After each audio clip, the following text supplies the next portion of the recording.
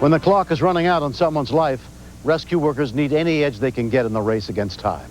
This story is not a recreation. It's a look at the frontline team from Bayfront Medical Center in St. Petersburg, Florida, as events unfolded on October 16th, 1994. 911. Yes, there's been an accident below the overpass of Mendoza Road. Okay, do you know if there's any injuries there? There probably is. Bayflight crew respond, Manatee County scene. 5:38 p.m. Multiple helicopters are dispatched to Interstate 75. We're one of 3 helicopters that are responding to the scene. We'll just have to wait and see what we have when we get there. The Bayflight crew includes flight paramedic Ron Gray. I've only been on a couple of flights where there have been 3 helicopters. That immediately tells us that this is a very bad accident with lots of critical patients. We should be close to it. Should be on it. The rubble took up several hundred yards of the interstate. It just looked like something exploded. When we begin to see the vehicles, they had suffered incredible impact. The rear was completely gone. The whole back seat was just crushed inward. What do we got here? You have a male that was ejected from this green vehicle. Keep your head down, bud. Open your eyes up. He was thrown at least 30 to 40 feet from the vehicle. If you can imagine going 50, 55 miles an hour, maybe 60, there's a great potential that he's going to die. He's out of it, man. He has no response at all. Rigid abdomen. He was bleeding from the top of his head. He wasn't breathing real well. He was going down. He was going downhill. He was combative or a little resistant to being immobilized, and he had unequal pupils. Those 2 things are strong indicators of a head injury of a significant nature. Was he the driver, do you know? No, the girl was driving was going first. The critically injured passenger in the green car is taken by helicopter to Bayfront Medical Center, while his wife, who was driving, is flown to another hospital. Here, bag him for a minute. One of the things we can do in the field for treating someone who has a head injury is to breathe for them or hyperventilate them. This reduces the level of carbon dioxide in their brain and helps prevent or reduce any swelling. At Bayfront, 40-year-old Andy Norbergs is put under the care of trauma surgeon Stephen Epstein. Get a stat, get an EKG on. Give them Mivacron now. Give 10 of Mivacron, please. There. It's in. Okay, get a quick chest now. X-rays. We're going to go to CAT scan right away. We won't linger for other X-rays in the trauma room because that's not the priority at this time. Priority is to see if there's any bleeding in his head, which can be fixed via surgery. This is Dr. Epstein. Yes, he is. He does have some closed head injury. Yes. I can't tell you the extent. I've just seen a scan. There is some swelling. There's no bleeding. The swelling is significant enough to give him neurologic symptoms. Those symptoms being that he's in a coma. There may be a little bit of swelling down low around the brainstem. Andy's sister, Anda Norbergs, a local physician, was notified that her brother had been in a serious accident. What went through my head most of all was that he was alive. Yeah, he is. But I was very pleased he had nothing that he'd have to take to surgery right away. You don't know anything about the accident? Absolutely nothing. Because his wife now is in Tampa General. She is in Tampa General. With head How is trauma. she? A day has passed. Andres, look at me. Look at me, very good. Show me 2 fingers on your left hand, Andres. Show me 2 fingers, Andres. CAT scan done this morning did show some bleeding into the ventricles of his brain, but we did not have bleeding that we have to drain surgically. Show me 2 fingers on your left hand. Very good. He does that inconsistently, but I'd be happy if he did it inconsistently rather than not at all. 2 days later, Andy's wife, Dotsa, is stable enough to be transferred to Bayfront to be near her husband. You say it a little louder? Darcy, very good. I'm the doctor that's going to be taking care of you at this hospital, Darcy. Okay? Good. Just relax. They don't recognize that they're in the hospital. They're completely disoriented. Show me 2 fingers here, sweetie. Darcy.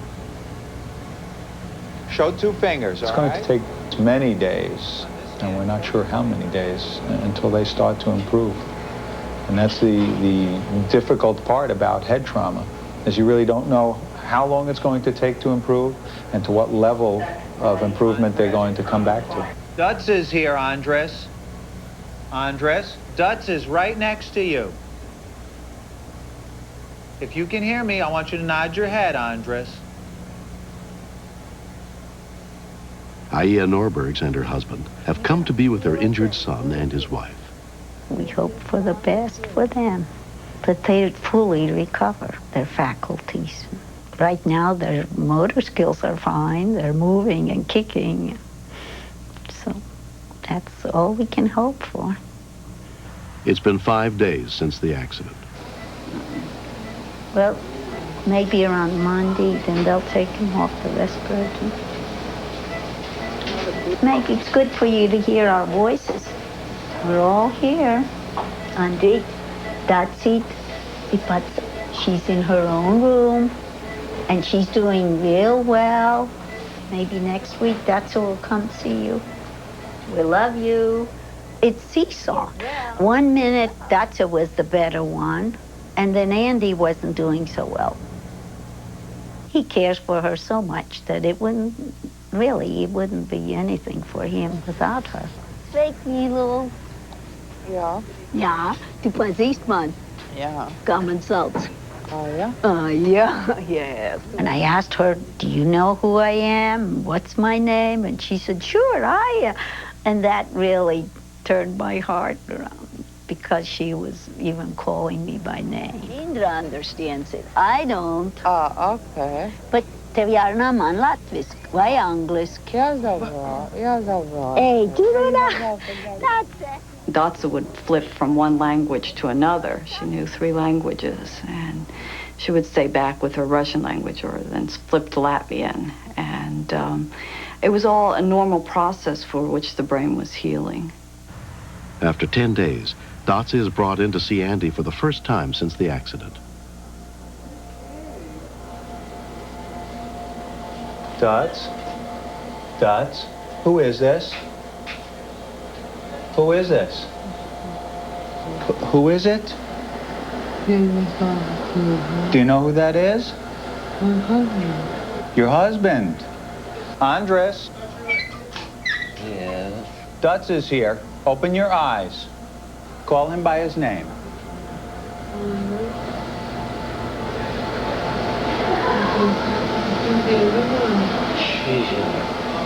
Sweetie Pooh, is that you?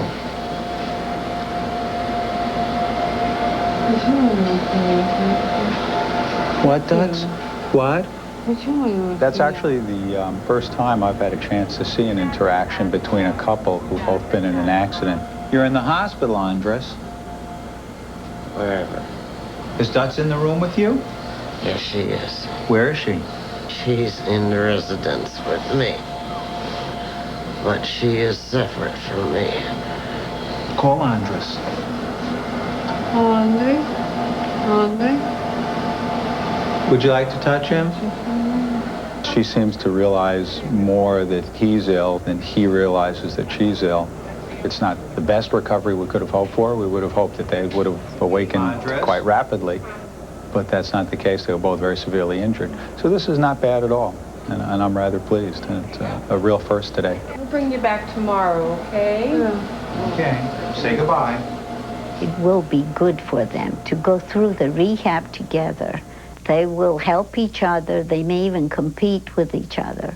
And also that they'll bond for life. I hope they do. I think they will. Both Datsa and Andy undergo months of grueling physical therapy. I think it's important for people to realize that the process of recovery from a head injury is a process. People don't wake up from it like you see in the movies. The fingers. It's so painful to watch them struggling, and it's scary too, but it could have been much worse.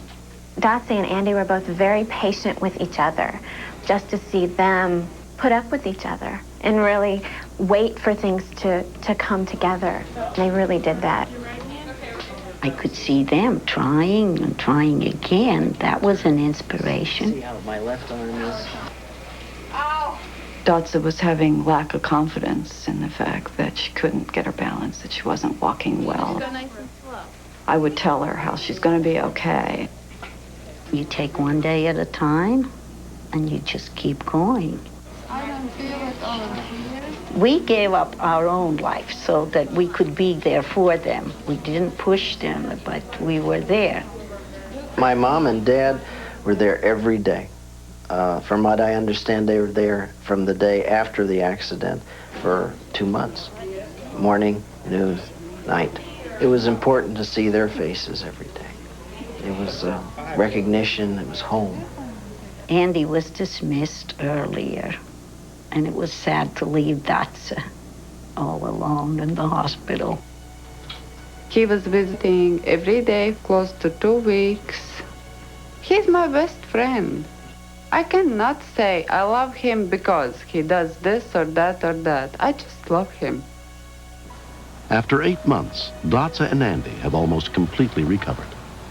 I had the seat reclined, as I understand, and I was just yanked right out of the seatbelt. Being thrown from a car, I guess, is not a real joy. However, I would have been ejected from the vehicle and traveled a lot further had I not been wearing the seatbelt and shoulder harness. Dotsa, her seatbelt. I mean, her seatbelt saved her. She would have been right through the windshield without it. You like it? It's nice. It goes together with the floor. What feelings could you have possibly for the people that saved your life, essentially?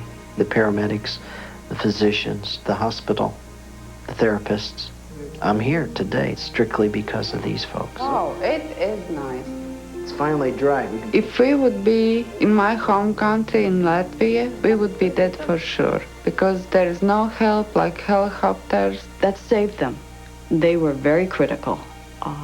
If they did not have that, they would be dead. No, it cannot wait. Shame on me, I didn't do any job yet. Now I can appreciate what that's mean walking, so that you're not in wheelchair. But I still love you, Dotsa. I do too. Before I wouldn't have any clue about that. It's just walking.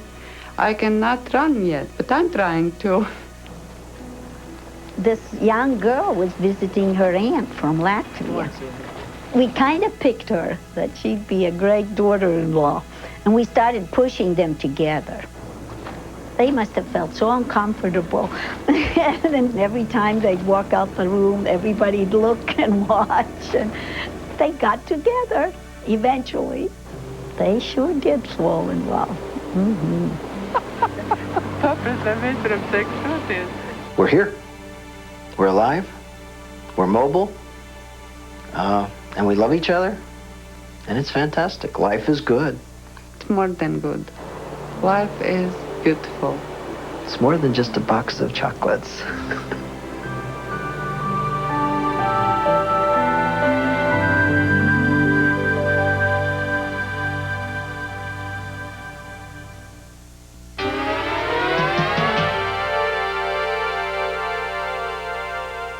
We may never be called upon to help someone in need, but we can all help save lives by giving blood through a local hospital or the American Red Cross. This series is dedicated to all the heroes whose bravery and kindness go beyond all expectations. I'm William Shatner. Join us again next time for more true stories on Rescue 911.